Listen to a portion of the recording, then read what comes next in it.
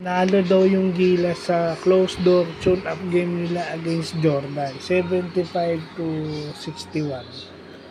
So, kung kasi closed door yun hindi talaga natin nakita yung highlights. Pero kung totoo yun, based sa score, at saka dun sa mga headlines na lumalabas na pumasok yung shooting ng ating mga player, na basically yun ang kinakailangan talaga na pumasok yung ating perimeter offense para lumuwag yung space at para yung triangle natin mas maging effective. Kailangan yung tira from long range maging efficient din o pumasok, kasi pag hindi tumama yun magkaklag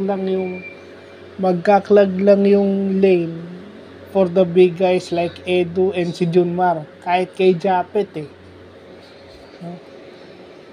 So, kailangan pumasok talaga. Although yung ating offense is nakasentro sa mid-range at saka sa paint ng court o sa inside, mas mabuti pa rin na may tira tayo from long range kasi para hindi maging predictable yung ating offense, which is yun yung ginagawa na pumapasok ang 3-point shots at mas mahalaga yun sa fourth quarter pumapasok.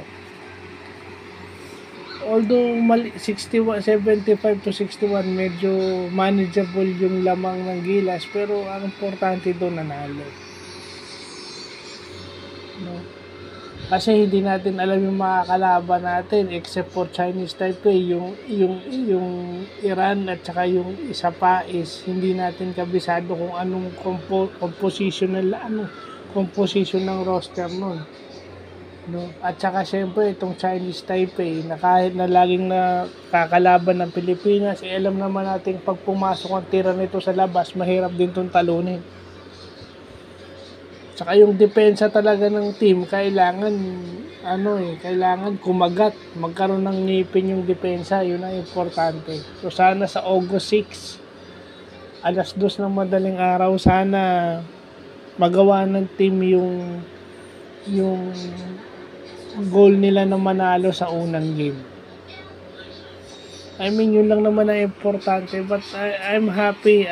It's a good news na nanalo yung Gilas sa tune-up game. Kagabi pa yan Philippine time, So marami nga daw basher, although sa YouTube, pero maraming basher diyan. At yun na nga, sana suportahan nyo na lang yung kung talagang Pilipino kayo.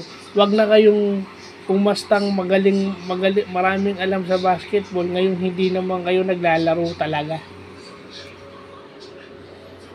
I mean, okay demokrasya yung pag-i-express ng opinion, pero dapat maging responsable naman.